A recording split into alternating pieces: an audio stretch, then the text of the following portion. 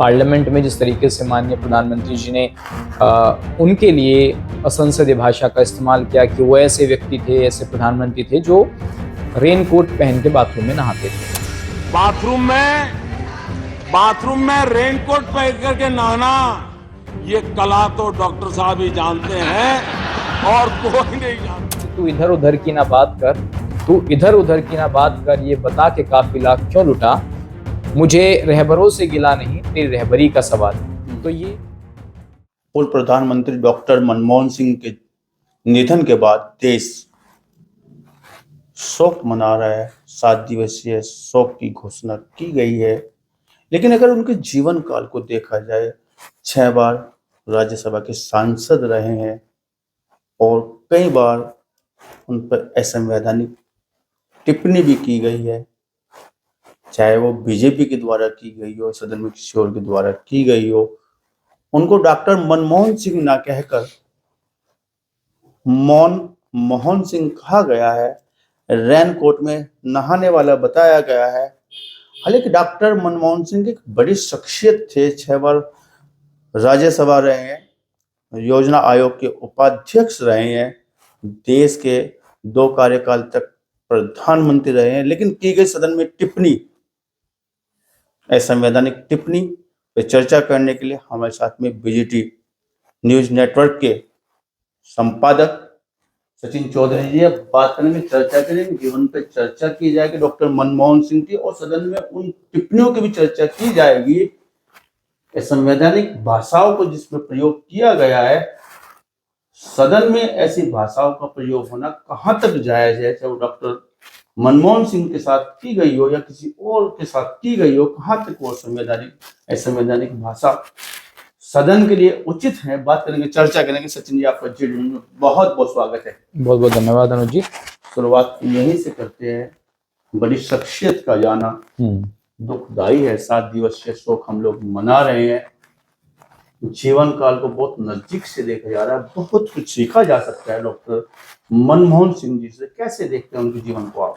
देखिए अनुज जी, शिक्षा का बड़ा महत्व होता है जब आप इतने बड़े पद पर होते हैं, और एक प्रधानमंत्री जैसे पद पर जाना, तो कोई काबिलियत होती है व्यक्ति तभी वहां जाता है। ऐसे तो उनको एक्सीडेंटल प्राइम मिनिस्टर कहा गया, मोहन कहा गया।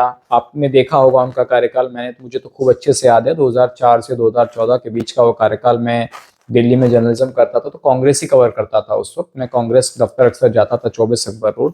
तो खैर, प्रधानमंत्री जी का अलग कार्यकाल रहा है, उनके काम करने के तौर तरीके जो हैं वो देश ने देखे हैं। लेकिन उस दौरान कुछ स्कैम्स भी हुए, उनको लेकर भी बीजेपी तमाम आरोप लगाती रही। उसके बाद सत्ता का परिवर्तन होता है। लेकिन अभी आपने अपने वक्तव्य में कहा कि पार्लियामेंट में जिस तरीके से माननीय प्रधानमंत्री जी ने उनके लिए असंसदीय भाषा का इस्तेमाल किया कि वो ऐसे व्यक्ति थे, ऐसे प्रधानमंत्री थे जो रेनकोट पहन के बाथरूम में नहाते थे। तो संसदीय जो भाषा है अनुज जी, तो उसके लिए तो मैं आपको कुछ और थोड़ा पीछे ले जाना चाहता हूं। जब देश के अंदर कांग्रेस की सरकार थी और सुषमा स्वराज नेता प्रतिपक्ष हुआ करती थी, सुषमा जी का अपना बोलने का एक बड़ा लहजा था, बड़े शेर व शायरी सुषमा जी करती थी, और बड़ा अच्छे तरीके से एक फायरब्रांड नेता के तौर पर, एक अच्छे वक्ता के तौर पर वो सदन में अपनी बात रखती थी। तो एक शेर मुझे उनका याद आता है, मुझे लगता है आपने शेर सुना होगा कि तू इधर उधर की ना बात कर, ये बता के काफिला क्यों लुटा, मुझे रहबरों से गिला नहीं, तेरी रहबरी का सवाल है। तो ये मनमोहन सिंह पर सुषमा स्वराज ने उस वक्त कुछ शेर बोला था। तो अक्सर प्रधानमंत्री नहीं बोलते थे मनमोहन सिंह, तो जब वो बोलते थे तो लोग उन्हें सुनते भी थे कि what he is talking about, और वो क्या कहना चाह रहे हैं। तो मनमोहन सिंह से किसी शेर की उम्मीद नहीं की जा सकती थी। तो मनमोहन सिंह ने सुषमा स्वराज का जवाब एक शेर में ही दिया। उन्होंने कहा कि माना कि तेरी दीद के काबिल नहीं हूं मैं, मेरा इंतजार कर, मेरा शौक तो देख। तो ऐसे थे प्रधानमंत्री। वायरल हुआ वो, इतना वायरल हुआ वो कि सोशल मीडिया का एक बड़ा हिस्सा बना हुआ है। हाँ, तो आपने देखा होगा कि किस तरीके से उन्होंने शेर कहा, और पीछे बैठे सांसदों ने किस लहजे में उनका उस शेर को लिया। तो ऐसे थे मनमोहन सिंह। तो खैर, जन्म वगैरह तो उनका आपको पता ही होगा अनुज जी के 1932 में उनका जन्म हुआ। पाकिस्तान में उस वक्त वो हिस्सा हुआ करता था, गाँव में उनका जन्म हुआ। उसके बाद फिर इंडिया और पाकिस्तान के बीच बंटवारा होता है, फिर भारत आते हैं, तो भारत आकर के किस तरीके से उनकी शिक्षा हुई, कैम्ब्रिज यूनिवर्सिटी से उन्होंने पीएचडी की, तो पढ़े लिखे व्यक्ति थे और देश किसी न किसी व्यक्ति को किसी के लिए तो याद करेगा।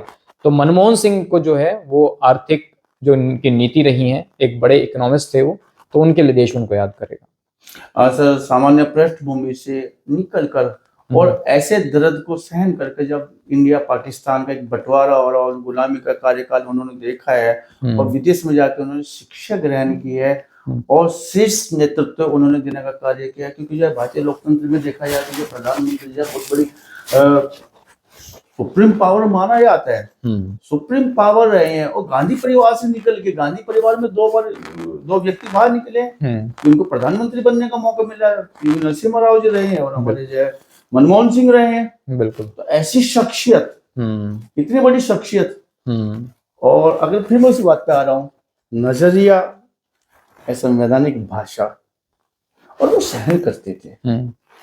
वो मनमोहन सिंह नहीं थे,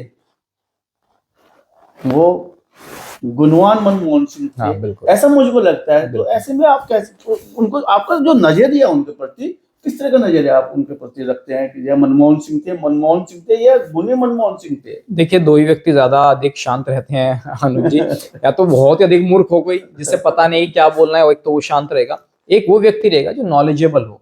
और मनमोहन सिंह नॉलेजेबल व्यक्ति थे, जिसने 60 के दशक में आप देखेंगे कि कैम्ब्रिज यूनिवर्सिटी इंग्लैंड से अपनी पीएचडी की, उसके बाद दिल्ली यूनिवर्सिटी में उन्होंने पढ़ाया हो, उसके बाद वो आरबीआई के गवर्नर रहे, तमाम ऐसी पोस्ट पर रहे जो एक बड़ा औहदा माना जाता रहा है देश के अंदर। खासकर मनमोहन सिंह का जितना भी स्टडी कार्यकाल रहा हो या फिर उनके काम करने का तरीका रहा हो, वो सिर्फ आर्थिक आधार पर ही उनको जोड़ा गया। प्लानिंग कमीशन में वो रहे, उसके बाद प्लानिंग कमीशन के पहले पद पर थे, उसके बाद उनको उपाध्यक्ष भी बनाया गया। उसके बाद आप देखेंगे कि जब चंद्रशेखर जी देश के प्रधानमंत्री थे अनुज जी, तो उनको आर्थिक सलाहकार बनाया गया चंद्रशेखर जी का। उनकी चीजें जैसे जैसे बढ़ रही थी, तो 1991 में जब पीवी नरसिम्हा राव देश के प्रधानमंत्री बने, तो उनकी कैबिनेट में उनको वित्त मंत्री बनाया गया। और आप ये देखेंगे कि इतने लंबे टाइम तक जो व्यक्ति आर्थिक सलाहकार रहा हो, आरबीआई का गवर्नर रहा हो, वो व्यक्ति कभी लोकसभा का चुनाव नहीं लड़ा। 6 बार राज्यसभा रहे, कभी लोकसभा नहीं गए वो, तो लेकिन राज्यसभा में उनका महत्व क्यों था? उनकी शिक्षा वो आधार था। तो उनके लिए कहना कि भाई रेनकोट पहन के नहाना है, तो मुझे लगता है वो ठीक नहीं होगा, क्योंकि आपको ये चीजें समझनी होंगी अनुजी। जब 1991 का दौर था, तो भारत किन परिस्थितियों से जूझ रहा था, वो देश के लिए बहुत महत्वपूर्ण कार्यकाल था, जब देश के पास फंड्स नहीं थे। आप समझेंगे कि विदेशों से जो अरब कंट्रीज थी, वहां से जो कच्चा तेल आयात होता था, हमारे देश के अंदर आता था, हमारे पास सिर्फ इतना पैसा बचा था कि हम 7 दिन तक का तेल खरीद सकते हो। बहुत बड़ी बात आप कह रहे हैं सर। एक जो समय था वो ये समझिए कि बहुत क्रिटिकल समय देश के लिए था, क्योंकि उस टाइम ईरान खजाने का कुछ नहीं था, ईरान और कुवैत का युद्ध चल रहा था, और जिस तरीके से IMF से कर्ज लेने की बात हुई, फिर आप देखेंगे कि अमेरिका ने उसके लिए भी शर्त रख दी कि हम जब हमला करेंगे तो आपको हमारे जो जहाज है, लड़ाकू जहाज, वो आपको मुंबई पोर्ट पर उतारने पड़ेंगे। मैं आपको उस दौर की बात बता रहा हूँ, 90 की। चंद्रशेखर जी जब प्रधानमंत्री थे, तो फैसला भी लिया जाता है। राजीव गांधी जो है बाहर से उनकी सरकार को सपोर्ट कर रहे थे, चंद्रशेखर जी की, सुब्रमण्यम स्वामी, इन तमाम लोगों से डिस्कशन होता है। उसके बाद भारत को कर्ज मिलता है। तो ये तमाम चीजें रही हैं। तो मनमोहन सिंह का जो कार्यकाल है वो बहुत महत्वपूर्ण दौर से गुजरा। किस तरीके से परमिट राज को उन्होंने खत्म किया, क्योंकि उस समय दर्शक थोड़ा जानना भी चाहेंगे कि परमिट राज क्या होता था। कि पहले अनुज जी, हमारे देश में जितनी भी मैन्युफैक्चरिंग होती थी, वो सब सरकार के द्वारा होती थी। सरकार के लोगों को लाइसेंस दिया जाता था, चाहे अब टीवी बनाने की बात हो या वॉशिंग मशीन बनाने की बात हो, कोई भी निर्माण देश के अंदर होता था तो उसके एक कंपनी को लाइसेंस दिया जाता था। उसका रेट भी सरकार निर्धारित करती थी कि आपको टीवी कितने में बेचना है, फ्रिज कितने में बेचना है। तो वो बड़ा एक दौर था जब मनमोहन सिंह ने लाइसेंस राज को खत्म करके प्राइवेट लोगों से कहा कि आप इन्वेस्ट कीजिए। उसके साथ साथ आप देखेंगे फॉरेन डायरेक्ट इन्वेस्टमेंट आया देश के अंदर, विदेशी निवेश आया देश के अंदर, प्राइवेट लोगों को धीरे धीरे जोड़ना शुरू किया। तो मैं कह सकता हूं कि जो 2 बार इंडियन गवर्नमेंट ने जो सोना गिरवी रखा विदेशों में, एक बार स्विट्जरलैंड में रखा, एक बार जापान में रखा और एक बार इंग्लैंड में रखा। तो ये जो 2 दौर रहे हैं हमारे, तो ये देख लीजिए कि किस परिस्थिति में आप अपना सोना गिरवी रखता है एक आम व्यक्ति। तो जब हालत घर की ज्यादा खस्ता हो जाए तब आप सोना गिरवी रखते हैं। देश की हालत कितनी खस्ता थी उस दौर में, तो मनमोहन सिंह ने उस देश को उस दौर से बाहर निकाला। निकाला। जी, वित्त मंत्री उस टाइम यशवंत सिन्हा हुआ करते थे, चंद्रशेखर की गवर्नमेंट। तो वो दौर भारत ने देखा है किस तरीके के स्कैम्स भी, हालांकि अरशद मेहता का जो स्कैम था जिसका जिक्र प्रधानमंत्री ने इशारों में किया, 5,000 करोड़ का वो घोटाला हुआ था अरशद मेहता का। तो चीजें चली हैं, लेकिन फिर भी मनमोहन सिंह को एक इकोनॉमिस्ट के तौर पर देश हमेशा याद रखेगा। अगर व्यक्तिगत रूप से देखा जाए तो यह कोई आक्षेप नहीं कभी उन पे लगा है। और जहां तक मैं समझ पा रहा हूँ सचिन जी, एक बहुत बड़ी बात हो जाती है, एक राष्ट्रीय परिवार माना जाता है कांग्रेस का, गांधी परिवार या राष्ट्रीय परिवार माना जाता है। और बाहर का एक व्यक्ति, हालांकि उनको विश्वास पात्र था, रिमोट वाले प्रधानमंत्री जिनको कहा गया उन लोगों के द्वारा, जिन लोगों ने जो इनको रनकोट वाले, नाने वाले बताया, जिन्होंने मनमोहन सिंह बताया, रिमोट वाले प्रधानमंत्री बना, एक समन्वय बनाना सदन के बीच और उस परिवार के बीच, और बड़े बहुत ईमानदारी से समन्वय बना के पूरा कार्यकाल, ना केवल एक कार्यकाल, 2 कार्यकाल जब उन्होंने निकाले हैं, तो वास्तव में एक बड़ा राजनीतिज्ञ, बड़ा प्रशासक की भूमिका में मैं देखता हूँ कि मनमोहन सिंह जी रहे होंगे। तो किस तरह का दौर रहा होगा दोनों परिवार से और सदन से जो समन्वय बना होगा और मनमोहन सिंह ने, तो किस थोड़ा चाहेंगे कि हम जो उसको देखिए, इसकी शुरुआत तो मैंने जैसा कहा कि 1991 में अगर आप देखेंगे, जो पीसी अलेक्जेंडर थे, उन्होंने जो आरबीआई के पूर्व गवर्नर हैं उनसे कहा, उस वक्त के कि जो पूर्व गवर्नर हो चुके थे, उनसे कहा कि इनको देश का आर्थिक उसमें बना दीजिए वित्त मंत्री उस टाइम। तो उन्होंने साफ इनकार कर दिया क्योंकि देश बड़े एक संकट के दौर से गुजर रहा था। तो उस टाइम मनमोहन सिंह को लाया गया। तो मनमोहन सिंह संकट की घड़ी में देश के साथ खड़े हुए। तो कांग्रेस को लगता था जब समय आगे बीता तो 96 का दौर आता है, जिस टाइम अटल बिहारी वाजपेयी की सरकार 13 दिनों के लिए आई। उसके बाद 1998 का दौर आया। अनुजी, मैं थोड़ा सा इसलिए भूमिका बता रहा हूँ कि थोड़ा पता लगना चाहिए कि पीछे से मनमोहन सिंह की एंट्री कैसे सरकार में होती है। 98 मनमोहन सिंह की वैल्यूएशन क्या, हाँ, वैल्यूएशन कैसे बनी, और जो और कांग्रेसी नेता थे उनको दरकिनार कर कैसे मनमोहन सिंह प्रधानमंत्री बने, ये हमें समझना होगा। फिर 1990 प्रणब मुखर्जी का नाम आ रहा था। प्रणब मुखर्जी हालांकि भारत के राष्ट्रपति तो बने हैं, बिल्कुल, लेकिन प्रधानमंत्री बनने की जहां आई है, जहां बात आई है, वहां तो मनमोहन सिंह को चूज किया गया। मैं इसीलिए आपको बता रहा हूँ 1998 का जब दौर आया तो 13 महीने के लिए अटल बिहारी वाजपेयी प्रधानमंत्री बने। उसके बाद कांग्रेस का संकट शुरू होता है, क्योंकि उस दौर में आप देखेंगे कांग्रेस के अध्यक्ष हुआ करते थे सीताराम केसरी। जी, आपने नाम सुना हो। तो उस दौर में एक नारा भी चला कि ना खाता ना बही, जो केसरी कहे वही सही। लेकिन उस दौरान लोगों ने कहा कि अब कमान सोनिया गांधी के हाथ में दे देनी चाहिए। तो बड़ी मुश्किल से केसरी साहब के हाथ से कमान लेकर सोनिया गांधी को कमान दी गई। लेकिन कमान देने के बाद 1999 में अटल बिहारी वाजपेयी प्रधानमंत्री बन गए। वो ऐसा दौर था अनुजी जब देश के अंदर कोalition की सरकार का दौर शुरू हुआ, यानी कि गठबंधन से सरकार चलाने का दौर अटल बिहारी वाजपेयी के दौर से शुरू होता है। तो 2004 में जो 5 साल की मेहनत रही है और जो मनमोहन सिंह का योगदान पीछे सलाहकार के तौर पर रहा, मनमोहन सिंह के बाद अगर 2004 में अटल बिहारी वाजपेयी के बाद आप देखेंगे तो जब नंबर कांग्रेस का आया तो लोगों ने कहा कि सोनिया गांधी को प्रधानमंत्री बना देना चाहिए। लेकिन जो बीजेपी के नेता थे, सुषमा स्वराज थी, उन्होंने कहा कि एक विदेशी मूल के नागरिक को देश का प्रधानमंत्री नहीं बनने दिया जाएगा। बीजेपी खुलकर इसके प्रमुखता से उठा था, बिल्कुल प्रमुखता से उठा। और दूसरा फिर यही बड़ा कारण है कि सोनिया गांधी देश की प्रधानमंत्री नहीं बनी। राहुल गांधी उस टाइम उम्र में कम थे, तो फैमिली को ये भी लगता था कि जिस तरीके से इंदिरा गांधी की हत्या हुई, फिर राजीव गांधी की हत्या हुई, तो कहीं अगला नंबर सोनिया गांधी का ना आ जाए, क्योंकि देश के अंदर विरोध भी हो रहा था। तो फिर एक ऐसे व्यक्ति की तलाश हुई जो पढ़ा लिखा भी हो, जो गांधी परिवार के लिए वफादार भी हो और जो पिछले काफी लंबे समय से सिस्टम का हिस्सा भी रहा हो। ऐसे व्यक्ति को आगे लाया जाए। कांग्रेस को यह भी लगता था कि यदि नेतृत्व, जैसे सीताराम केसरी का मैंने उदाहरण दिया कि वो कांग्रेस अध्यक्ष से ही जो सोनिया गांधी बाद में अध्यक्ष बनी, तो उनसे भी गांधी परिवार से उनकी मैचिंग सही नहीं रहती थी। तो गांधी परिवार को ऐसा लगता था कि ऐसा व्यक्ति चुना जाए जो उनके हक में भी रहे। और पूरे 10 साल पूरे देश ने ये कहा कि मनमोहन सिंह भले प्रधानमंत्री हो, लेकिन घर आज भी सोनिया गांधी के यहीं से ही देश को चलता है। तो ये चीजें कही गई, तो इसमें कोई दोहराई भी नहीं है कि main power, supreme power Sonia Gandhi ही थी। मनमोहन सिंह जो है देश के प्रधानमंत्री जरूर थे, तो लेकिन एक वफादार के तौर पर कांग्रेस के भी और देश के भी उन्होंने काम किया। सूक्ष्म शब्दों में जानना चाहूंगा कि यह 10 साल के कार्यकाल में, जो 2 कार्यकाल में कहा जाएगा इसको, कि यह अहम फैसले भी लिए गए हैं। कैसे देखते हैं आप बाहैसियत प्रधानमंत्री डॉक्टर मनमोहन सिंह को?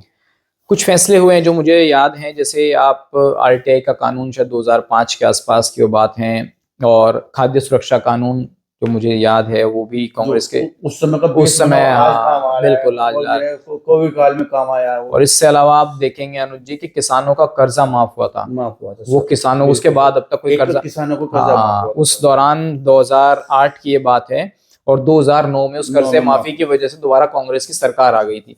लेकिन वहीं हमें ये भी नहीं भूलना चाहिए कि जब कांग्रेस की गवर्नमेंट लंबी चली, कॉलिशन गवर्नमेंट थी, क्योंकि एनसीपी, लालू प्रसाद यादव, ममता बनर्जी सब गठबंधन की सरकार चला रहे थे, तो उस टाइम घोटाले भी बहुत हुए। कॉमनवेल्थ घोटाला, 2G स्पेक्ट्रम घोटाला, कोल घोटाला, इस तरीके के घोटालों ने भी देश के ऊपर जो है कलंक लगाने का काम किया। उसमें मनमोहन सिंह की छवि भी खराब हुई, लेकिन लास्ट आते आते मनमोहन सिंह कहीं ना कहीं बस शांति ज्यादा रहते थे, जिसको बोलना चाहिए था वो चीजें कर नहीं पा रहे थे। तो लोगों ने कहा कि अगर रबर स्टैम्प प्रधानमंत्री हैं, उसके बाद उनके ऊपर तमाम फिल्में बनी।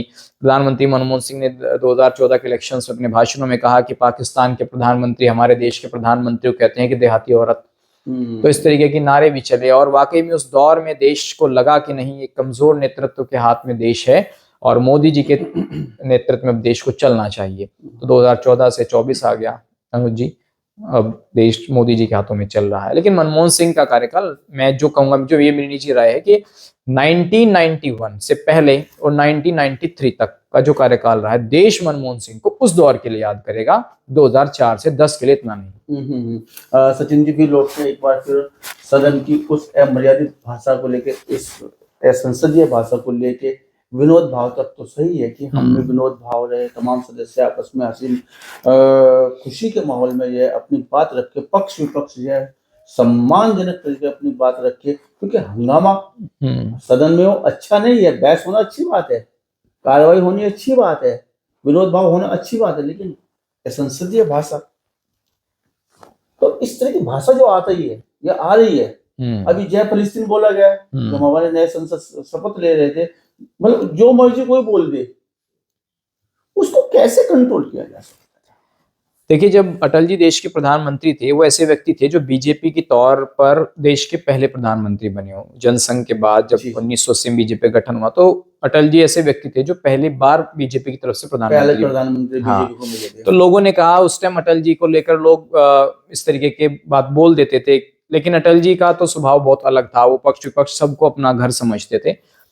तो उनके रिटायरमेंट के बाद लोगों ने कहा कि अटल जी बहुत अच्छे व्यक्ति हैं। फिर लोगों ने अडवाणी जी को टारगेट करना शुरू कर दिया। जब अडवाणी जी घर बैठ गए तो सबने कहा अटल अडवाणी जी बहुत अच्छे, दोनों की तारीफ करनी शुरू करी।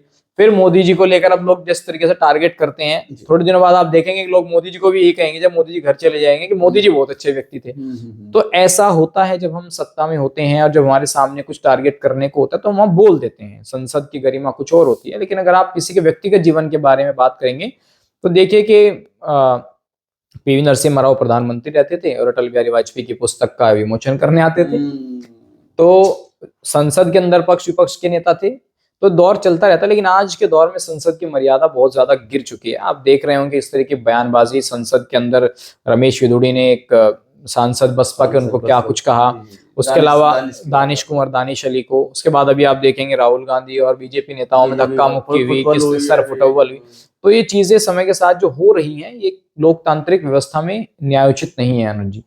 तो संदेश भी पॉजिटिव नहीं आ रहा, बिल्कुल गलत संदेश जा रहा है कि देश के अंदर यदि पार्लियामेंट में मेंबर्स ही सुरक्षित नहीं रहेंगे तो फिर एक कॉमन मैन की क्या सुरक्षा देश की सरकारें करेंगी। अंतिम छोर पर खड़ा हुआ व्यक्ति जो है सुरक्षित भी रहेगा, वो जो है उसको अपमानित भी महसूस करेगा। अच्छा, बात करते हैं इस बात को लेकर जो है, क्योंकि मनमोहन सिंह हमारे बीच में नहीं रहे हैं और अभी हम राष्ट्रीय शोक मना रहे हैं। 7 दिवसीय शोक की घोषणा की गई है। बड़ी पार्टी मानी जाती है कांग्रेस, कैसे भरपाई कर पाएगी कांग्रेस डॉक्टर मनमोहन सिंह का, क्योंकि बड़ी शख्सियत थे। जब वो घर से बाहर निकले तो एक नाम सामने आया था डॉक्टर मनमोहन सिंह का, तो भरपाई कैसे हो सकती है उसकी? देखिए अनुज जी, बीजेपी के पास तो एक प्रधानमंत्री थे, दूसरे प्रधानमंत्री भी हैं, अटल बिहारी वाजपेयी। तो अटल जी की जब डेथ हुई तो आपने देखा होगा तमाम भाजपाइयों ने, सरकार बीजेपी की ही थी, तो जितना वो शोक व्यक्त कर सकते थे या जितना अटल जी के लिए कर सकते थे, खुद प्रधानमंत्री दिल्ली की सड़कों पर पैदल चल करके उनके अंतिम संस्कार तक गए। ठीक वही काम राहुल गांधी ने किया। देश भर में उनके कलश, हाँ, उनकी अस्थियां जो हैं जी। देश के अंदर घूमी।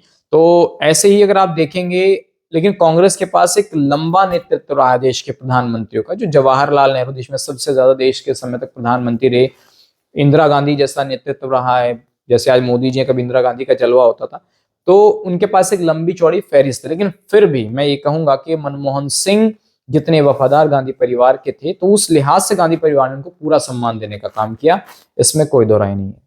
नहीं, बात भरपाई की हो रही है, नहीं रहे हैं तो भरपाई कैसे करें? देखिए अब तो नए नेतृत्व के रूप में देखा जाए, देखिए मनमोहन सिंह तो पहले रिटायर हो चुके थे, तो उनके रिटायरमेंट के बाद तो कांग्रेस काफी ज्यादा आगे बढ़ चुकी है। अब आप देखेंगे मल्लिकार्जुन खड़गे देश के उनके कांग्रेस के अध्यक्ष हैं, तो कांग्रेस में तो नया नेतृत्व राहुल गांधी है, प्रियंका गांधी है, क्योंकि सोनिया गांधी भी रिटायरमेंट मोड पे चली गई हैं।